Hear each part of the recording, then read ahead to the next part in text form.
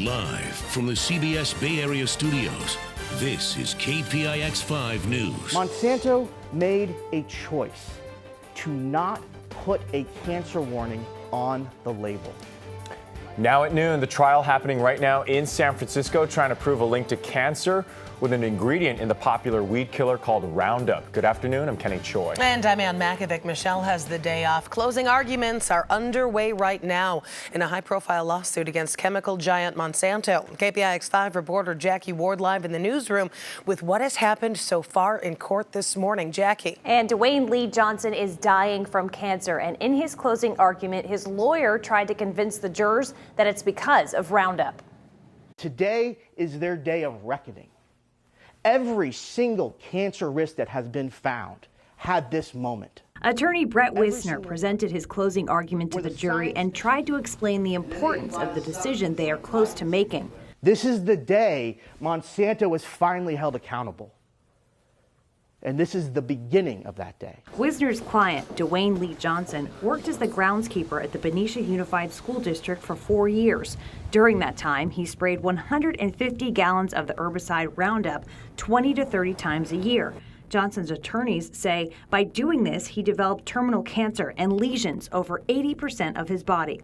Earlier in the trial, Johnson describes the caution he says he took when using the product. Quote, "I figured if it could kill weeds, it could kill me. I took it seriously. That's why I wore anything I could to protect myself." While Monsanto has expressed empathy for what Johnson is going through, they say, "There is no science and there is no medicine that supports the plaintiff's position." Monsanto's lawyers will present their closing argument later this afternoon, and KPIX 5's Susie Steimel will have all those details on tonight's broadcast. In the newsroom, Jackie Ward, KPIX 5. New at noon, the surprise announcement from Tesla CEO Elon Musk. He tweeted this morning he's thinking of taking the electric car maker private at $420 a share. And he added, funding secured. Right now, Tesla stock trading is halted. It's priced at 367 points. That is up more than 7 points. Tesla has been public since it filed for an IPO in 2010. But is Musk really serious about taking the company private? So far, no response from Tesla. Firefighters are bracing for a difficult day, battling a new blaze in steep terrain on the Orange and Riverside County borders. This is a live look right now at the Holy Fire. You can see that plume of white smoke rising. It started yesterday and has grown to more than 4,000 acres in the Cleveland National Forest. Emergency evacuations are already underway. So I see a little smoke. We better go down there. So we rush down there in a car and I get to the helicopter pad, and the fire is already, flames are across the road we couldn't cross. 2 firefighters had to be treated for heat exhaustion and 2 hikers airlifted to safety. Smoke from the fire can be seen from as far away as Catalina Island. And to the north, the Mendocino Complex fire has exploded into the record books now, becoming the largest in modern state history. It is a combination of the river and ranch fires straddling Clear Lake. They burned an area 100 square miles larger than the size of New York City. And it is just one of 15 large fires burning in California. Temperatures in Lake and Mendocino counties today will be in the 90s.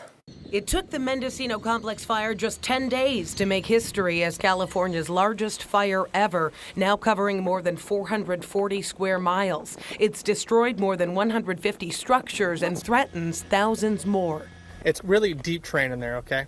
So we're not able to put ground personnel in some of those areas. Full containment isn't expected until next week, but this morning some mandatory evacuations were reduced to advisory, meaning hundreds of people are able to go home. Those living south of the Mendocino National Forest boundary and west of State Route 29. Also, good news for some people living near Yosemite National Park. Highway 140 in the Merced River Canyon corridor is now open right up to the boundary of the park, which remains closed after high winds pushed that fire past containment lines over the weekend. We know this is a disappointing and challenging time for our visitors that have planned trips, sometimes years in advance.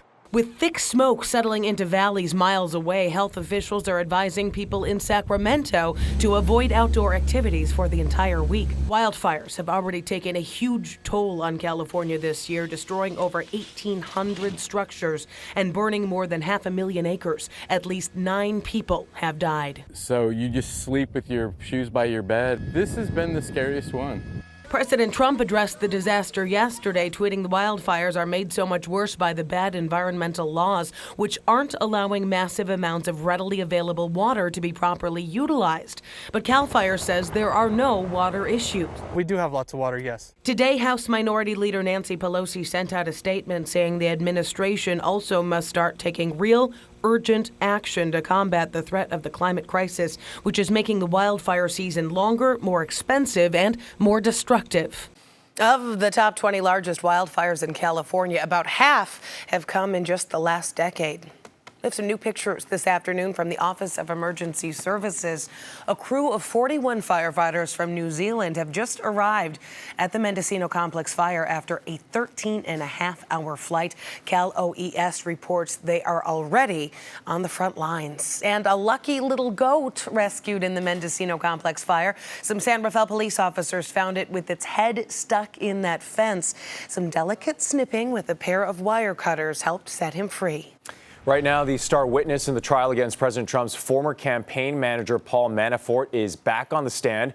Rick Gates testified that he repeatedly submitted fake financial documents at the orders of his then boss, Manafort.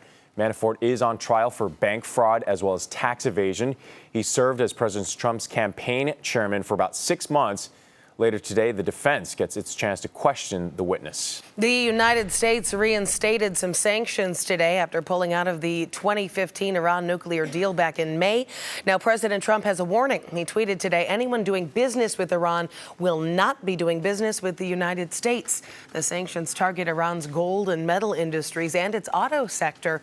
The White House says those sanctions are meant to change the regime's behavior, not to impose a regime change. We want to see a much broader retreat by Iran from their support for international terrorism, their belligerent military activity in the Middle East.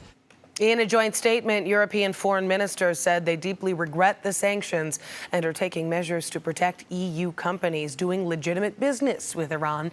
The allies have maintained and remain committed to the 2015 agreement. And a second set of sanctions targeting Iran's central bank sector and oil industry go into effect in November. The Trump administration says it will consider requests for exemptions on a case-by-case basis. A new lead this afternoon on a missing Iowa college student who grew up in Oakland. Molly Tibbetts' father now believes that she may have left willingly with someone that she knows.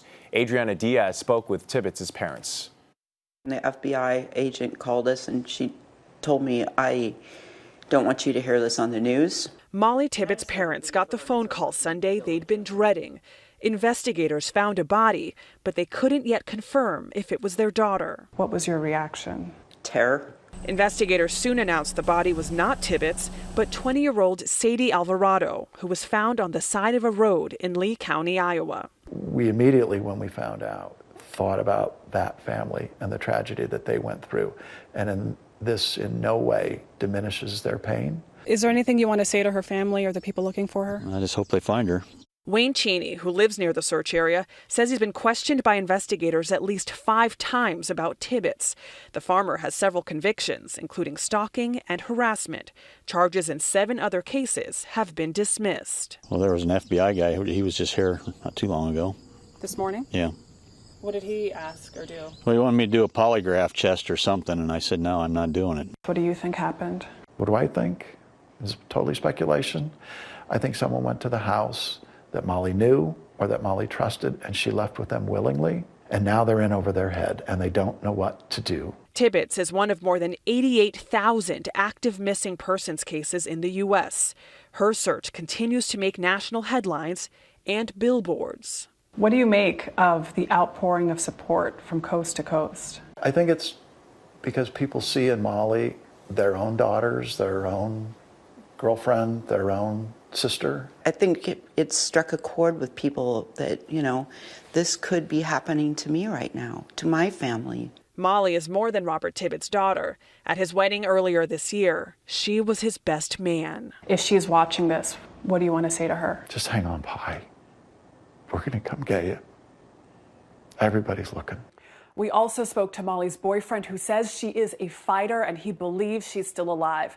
Police say there's still no suspects or arrests, and the reward money is now more than $277,000. Adriana Diaz, CBS News, Brooklyn, Iowa. This afternoon, police have few leads on the gunman behind a deadly shooting on the Bay Bridge. A witness took these photos shortly after the gunfire and crash around 2:30 yesterday morning. Police say that shots were fired from one car into an SUV, triggering a crash. The driver, 31-year-old Daryl Stinnett of Texas, was killed.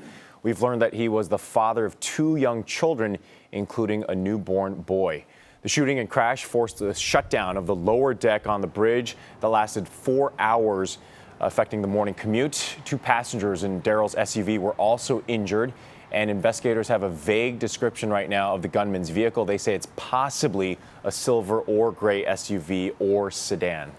Well, it's no secret that long lines and longer waits are expected when you head to the DMV, but the department just did release a new plan to help ease the pain. They plan to bring employees from various state agencies and departments to help at their offices. The DMV began offering Saturday service hours this past weekend, but the department is adding some more time-saving solutions like text notification options, self-check-in kiosks, and self-service terminals. We'll be opening 14 field offices across the state early at 7 a.m. 4 days a week, and we're expanding our Saturday hours from 43 to 60 field offices. The DMV says the increased demand for real IDs is what's causing the longer wait times. Beginning in October 2020, these real ID cards are needed to travel domestically or enter a federal building. Extended hours were supposed to begin back in January. The DMV was awarded $23 million to offer more hours. A young boy held up at gunpoint at his lemonade stand, and now he's getting a business boost from a store after they heard his story. And a storm wreaks havoc in the west. The baseball-sized hail that broke windows and killed 2 zoo animals. We're talking a very stubborn marine layer that's still bringing in those low clouds, but also look above, higher levels of the atmosphere showing a smoky haze. We'll talk about when that may clear up and what your temperatures are looking like for this afternoon coming up.